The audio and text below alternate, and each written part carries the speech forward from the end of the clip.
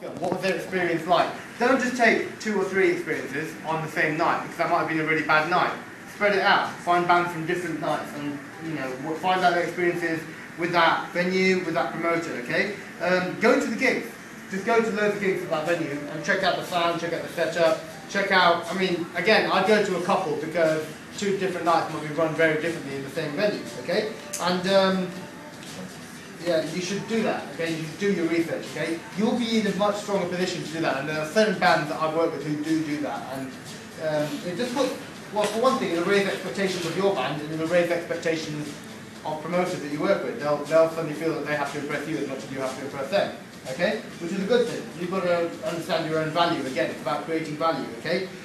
You do need to understand the difference between venues and promoters, really. I think most of you do, but I've had a lot of people who say, oh no, I worked at the Miller once 2 years ago and it was really, really shit, the promoter didn't pay us, it was a really, really bad night. I'm like, and no one ran on time. I'm like, okay, that's not the Miller's fault, that was the guy who was running the night, in fairness to them. So, this is why it would be different, blah, blah, blah, okay? So you've got to do that.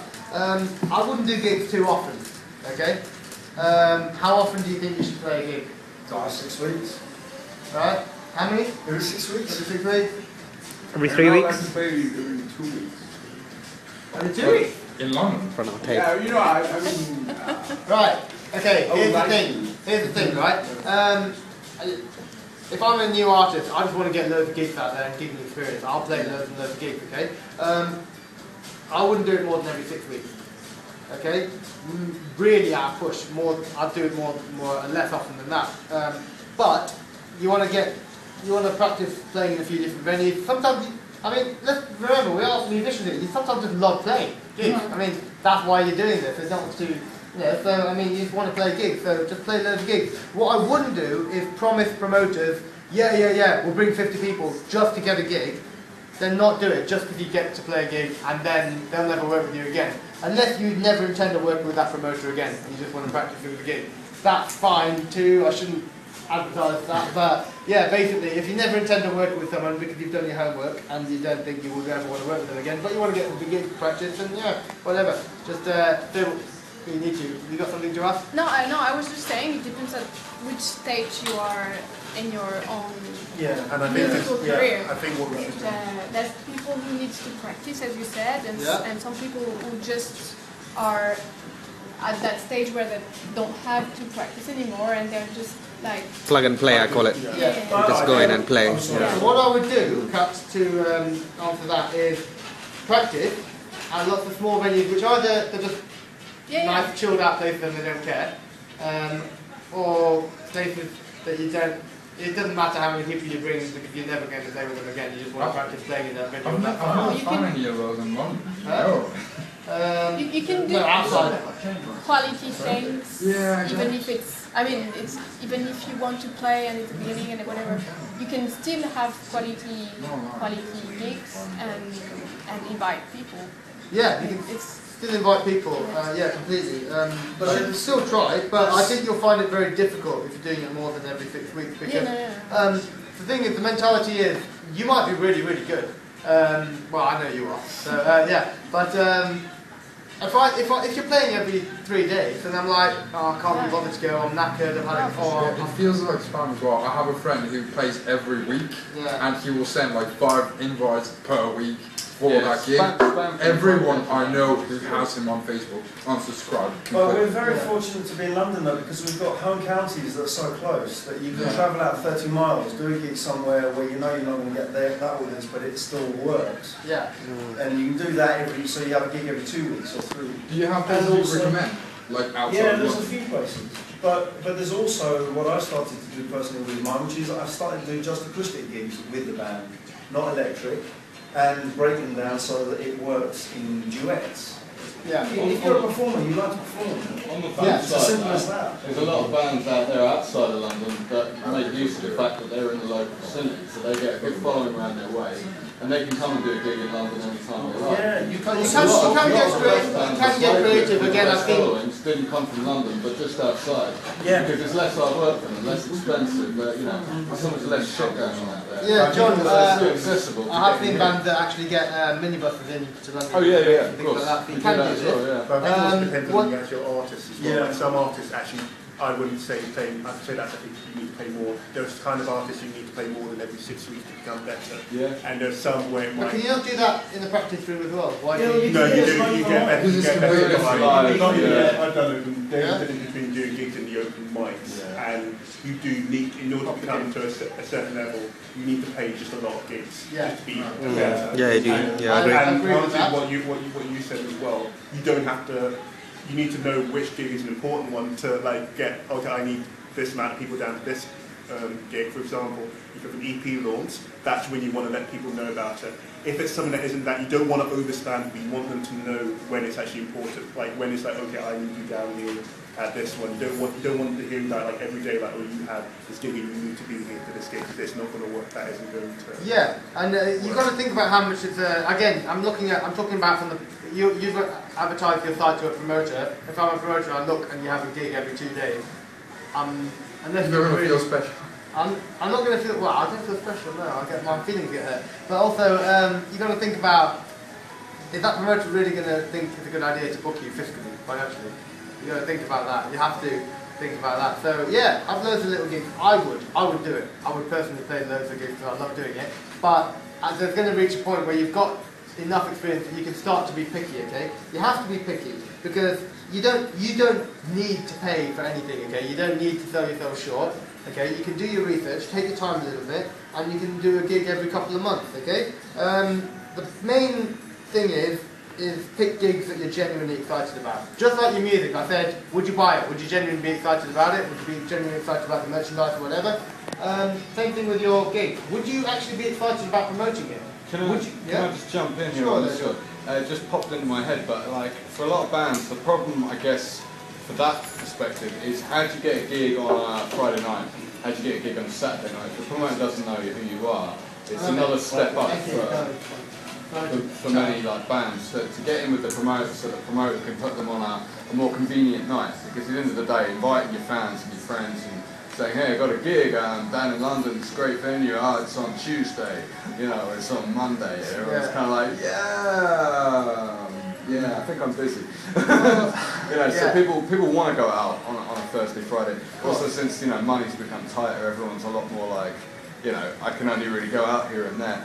What would you say about how to sort of target those gigs or how to get them? Is it always just about licking a promoter's bum, making them feel good until they like you, they know you bring a crowd, so they give you the good night? Or? It would come back to everything I've already been talking about, which is spend time on your online following, spend time on your music, spend time on your product, spend time on the interaction that people. How are people excited about posting a picture on your page of you that they saw at a gig and you didn't know they were there, but they're like, oh my god, here's a picture of you, I loved it, or something like that, you know? I mean, you've got to get people excited about doing that stuff.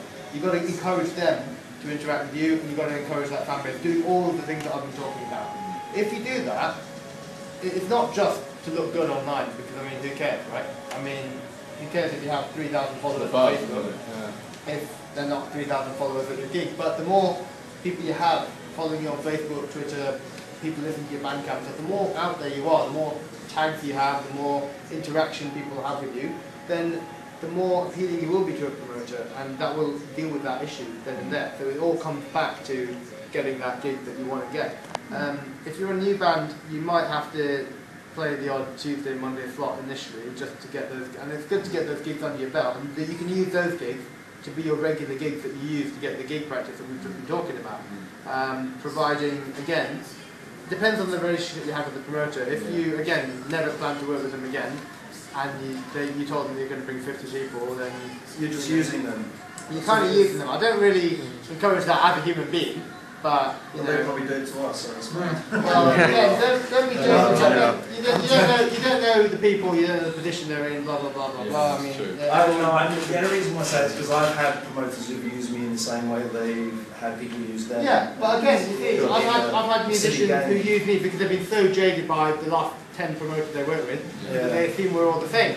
And then afterwards I'm like, that's a real shame, because I'd really like to work with you, but you've clearly had loads of bad experiences and you're not going to ever trust me, so we can't work together. Unfortunately, it's a shame. But I guess don't put out bad vibes, because they build up, not necessarily on you specifically, but they will eventually reach you out. It would be foolish not to learn from your mistake, but it would be foolish to assume that everyone's going to deal with you as badly. Just learn from them, watch out for those warning signs. So watch out for the pay to play, the contract and things. If they put you in a contract to never play a gig for 3 weeks either side of their gig that you booked with them, personally I'd say that's common sense anyway after a certain point. But if you're a brand new artist and you need to get gig practice, I don't know, the ones of you I know, I'd say you're fairly seasoned gig players now.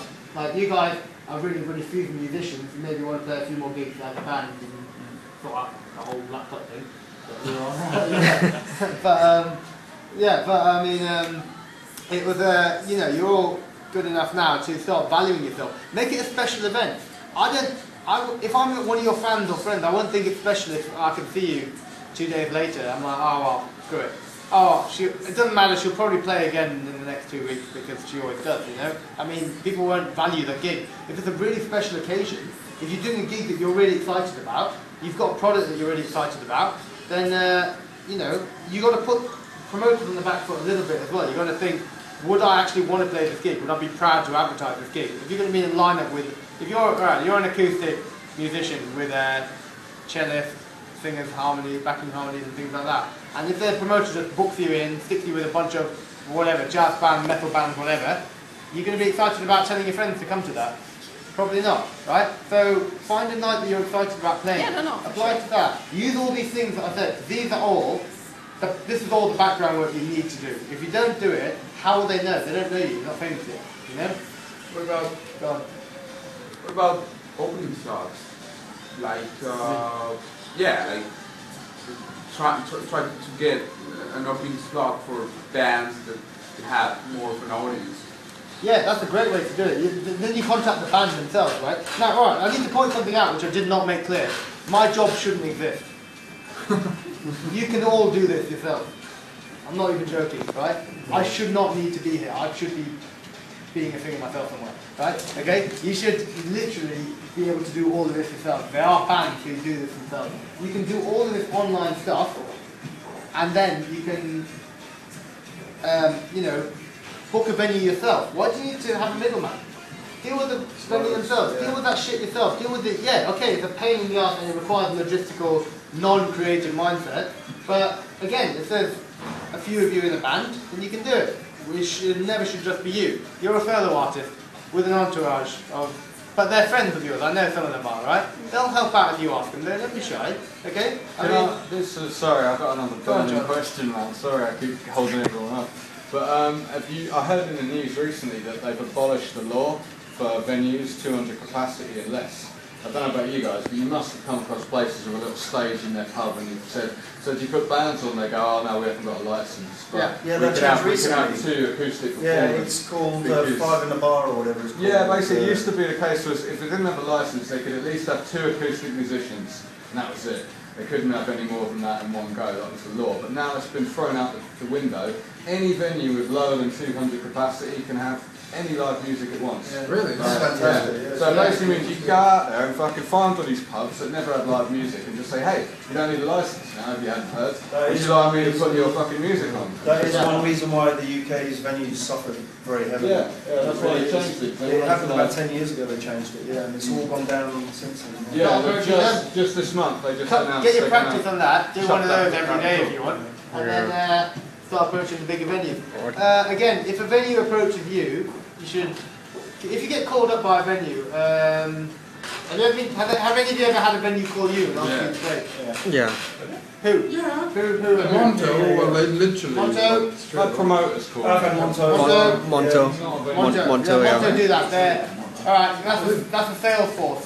That's a sales force working there, okay? The only problem though I would say is that what they try and do is just to try and get as many punters in regardless of genre. That's a big problem. Well, that's again, Dan Falter off this PR company for independent bands called Cognitive Dissonance. He calls them churn promoters. They're literally just churning crowds, and they're not they've forgotten why they're there. It was about the music once upon a time, but it's just about getting numbers in and they've forgotten all about the music, okay? Avoid those, just for your own, unless again you want to just practice, get a gig practice in a bigger venue or something like that. You want to have a venue, practice there. Don't expect to be treated very well apparently from what I've heard, but I'm not going to... Yeah, again, it depends who you're working with on the night. I mean, I know some artists have had good experiences and going back there. So, you know... Yeah, I think you get to a level though where you're just not willing to put up with it anymore. Well, then when you're at that level, you should start doing all this stuff. You should have done this stuff by then, and you should start spacing out your gigs. Honestly, I know it's not what you want to hear, but it's how you're going to appeal to a promoter. That's what I've looked for. If I'm not going to book a band that plays a gig every 2 days because they're not going to value the gig unless they do a few gigs every now and then they have a really big one that they really promote the hell out of because they're really excited about that, and these are just other ones they do for the fun and love of it, which is great too. Plume Sauvage, French acoustic singer. She plays loads of random gigs in a little boat here and a little place there, but she's played a couple of times at my night, Candy Nonsense, and she promotes the hell out of that one. And she'll do that, and she's great. But then she'll just carry on doing little acoustic gigs on the boat somewhere, and a gig here, a gig there, whatever. And then she'll do a big one. There's nothing wrong with that either if you want to do that, because she just loves playing, you know, and that's great. But she understands the difference between the different people she's working with. Okay? I mean, all I'm saying is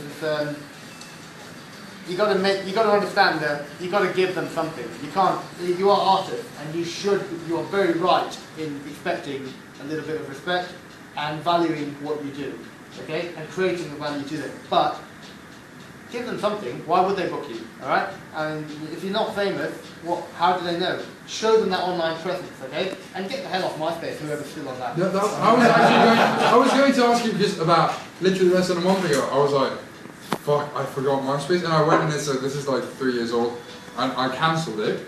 But it's like, what do you think? We should, like, yeah. Apparently there's this whole new revolution that's going to happen with MySpace. Yeah, well, I'll open it up when it happens. To be honest, man, it's dead. It's awkward. It doesn't work. You get a separate player that opens up somewhere else, and then it plays tracks by the band you've never heard of. You don't know why it's on the player, and it's just really awkward. Get on Bandcamp, okay? That is really the way forward, okay? It's really, really effective.